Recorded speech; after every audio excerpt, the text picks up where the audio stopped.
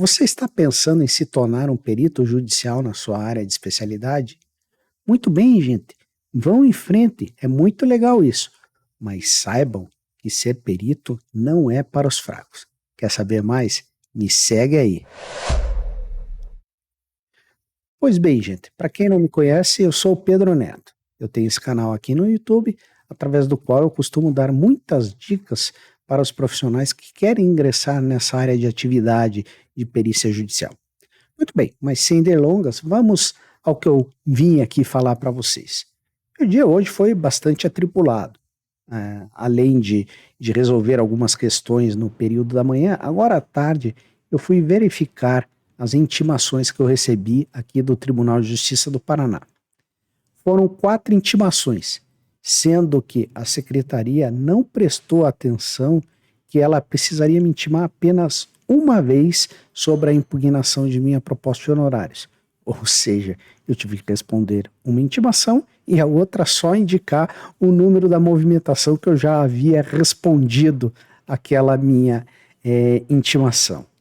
Pois bem, o que aconteceu nesse caso? Tá? Esse caso é um caso bem complicado, que envolve análises contábeis acerca de uma questão de patentes. Né? É um cumprimento de sentença relacionado, em suma, à patente de uma empresa aqui que está contestando que outra empresa utilizou um produto que é de propriedade dela. Muito bem. É cumprimento de sentença. Cumprimento de sentença, às vezes, não é complicado, às vezes não demanda tanto tempo. Mas, por exemplo, eu fiz ontem, eu terminei um cumprimento de sentença bastante fácil, que eu levei 1 dia e meio para fazer. 1 dia e meio, ou seja, só aí são 12 horas de trabalho. Nesse caso, eu estimei 80 horas de trabalho. É um trabalho que realmente o período não é longo, mas o número de documentações, o número de aferições contábeis que eu tenho que fazer, de cálculos que eu tenho que fazer, ele realmente demanda um número elevado de horas. Mas o que acontece, gente? Como eu já costumo falar diversas vezes aqui no meu canal, a sua proposta de honorários, ela nunca será aceita na primeira vez. As partes sempre vão tentar impugnar e vão utilizar uma infinidade de argumentos que, sinceramente, eu já estou com o meu cheio. Não vou falar aqui, senão é capaz de cortar meu vídeo no YouTube. Mas tudo bem, né? Então, eu gastei, eu acho que em torno de 1 hora só para responder essa impugnação, demonstrando que argumentações da parte, dizendo, não, o trabalho é uma mera análise de documentos contábeis, não sei o que. Pô, quem é o advogado para alegar isso? Eu não me meto no trabalho dele. Ele não sabe da complexidade de fazer essas aferições que ele falou. Ele não sabe da responsabilidade que eu tenho de não só fazer essas aferições, mas verificar, confrontar essa análise documental com todas as decisões que foram proferidas nos autos. Né? Além disso, alegaram questões de que o montante da minha proposta de honorários era quase a metade do valor da causa, mas muito bem, muitas vezes as partes pedem para produzir uma prova pericial nos autos, né, achando que a prova pericial vai sair barata. Daí como que eu respondi isso? Eu mostrei, eu enumerei, eu podia enumerar, sei lá, dezenas de casos em que o valor da minha proposta foi superior ao valor das causas. Mas eu enumerei só 5 casos ali, para dar uma direto no queixo dos advogados, para eles não. E, por fim, gente, eu não vou me alongar aqui, eu costumo me alongar, né, mas elenquei ponto a ponto que não fazia sentido as alegações das partes, que na verdade estavam desmerecendo o trabalho pericial, né, mas mesmo assim, como é uma questão, um valor mais relevante, eu não quero, eu sei que vai dar trabalho, mas não quero perder esse trabalho, eu concedi 15% de desconto, mas apenas em respeito ao juiz que me nomeia frequentemente aqui na capital. Muito bem, vamos ver. E, último ponto que eu vou comentar para vocês. Eu não tenho mais paciência nesse negócio de vai e volta proposta de honorários. Eu dei o desconto e já coloquei ali no penúltimo parágrafo, coloquei assim, eu acho que eu até tô com ele em alguma tela aqui, pera um minutinho. eu coloquei aqui no último parágrafo da minha petição, tá? Deixa eu chegar aqui, ó.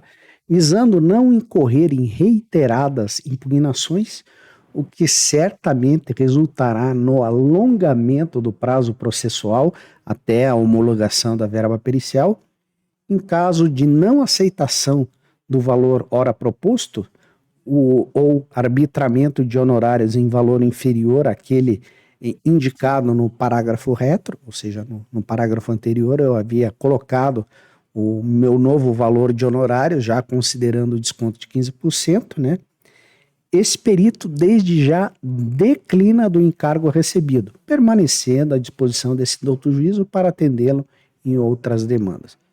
Ou seja, gente, sei lá, eu realmente, depois de 11 anos, eu perdi a paciência, porque senão fica naquilo, a gente fica um ano discutindo verba pericial, daí lá no final pegam, eu gastei, digamos, uma dúzia de horas só respondendo impugnações, e chega lá no final eles vão me substituir. Então beleza, se não querem pagar o valor que eu acho justo pelos meus honorários, beleza, vida que segue, achem outro perito que faça esse trabalho por um valor que as partes venham achar mais adequado. Muito bem, esta foi, digamos que foi a tarefa mais chata que eu fiz agora à tarde. Outro ponto, fiz um trabalho, tá, para uma vara da Fazenda Pública aqui de Curitiba, né? Um caso bem complicado, inclusive o autor dessa demanda ele veio a falecer um tempo depois, agora quem vai receber o valor que o Estado pagará serão os seus herdeiros, né? Eu finalizei esse trabalho em outubro de 2018, ou seja, mais de 5 anos atrás. Passou um monte de tempo, teve julgamento, acho que eu fiquei, sei lá, uns 2 anos simplesmente pedindo para emitirem a RPV de pagamento dos meus honorários. Por fim, ficou decidido que os meus cálculos de atualização dos honorários, o Estado veio a aceitar os cálculos, beleza? E agora, mais de 5 anos depois, para que eu receba os meus tão suados honorários, que eu estou recebendo ao final da demanda, mais de 5 anos depois que eu apresentei os honorários, eles me mandaram uma intimação requerendo que eu informasse novamente os meus dados bancários, embora eles já estivessem lá. Mas tudo bem, eu até aproveitei para atualizar, pedir para depositar meu dinheiro numa outra conta corrente, mas pediram para eu pagar as custas de expedição de RPV. Ou seja, você presta um serviço para o Estado, você aguarda mais de 5 anos para receber algum dinheiro, e para receber esse valor você ainda tem que pagar uma tarifa, em que pese você tenha atuado gratuitamente por anos em favor do Estado. Eu acho isso lamentável. Embora eu entenda que, digamos que os cartórios têm que ser remunerados, mas eu acho que essas questões de AJG deveriam ser melhor observadas pelos tribunais. Inclusive, isso é muito raro de acontecer. Eu já fiz, eu acho que mais de 80 provas periciais de AJG, e acho que foram muitas poucas que me pediram para pagar, alvará de levantamento ou custas para emissão de RPV. Normalmente não pedem nada, o Estado me deposita direto. Então, não existe um padrão. Se você quer ser perito, já aprenda que você vai ter que dominar tudo isso. E por fim, tá?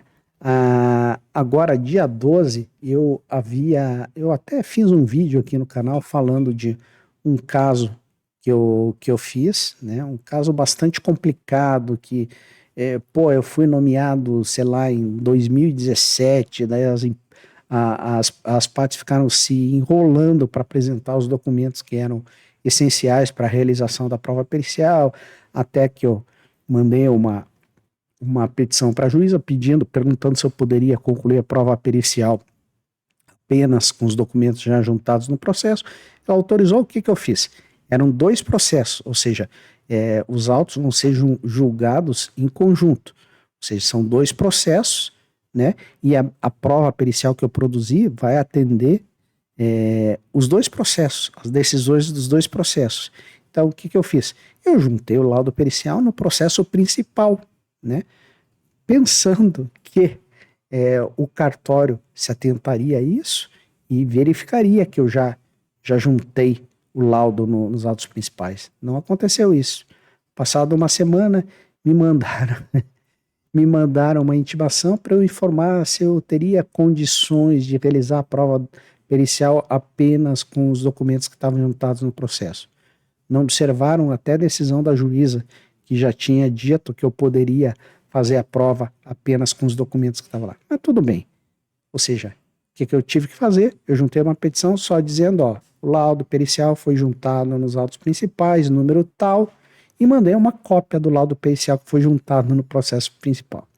Ou seja, são pontos, gente, que nós, como profissionais, se queremos efetivamente atuar como experts, como peritos do juízo, nós temos que aprender a conviver com tudo isso.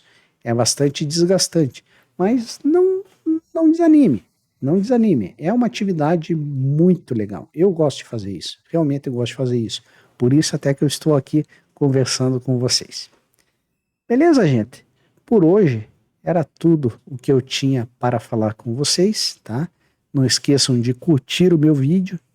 Caso não sejam inscritos, se inscrever no canal e ativar o sininho para receber notificações sempre que um novo vídeo for ao ar. Beleza? Vejo vocês no próximo vídeo. Um grande abraço do Pedro Neto.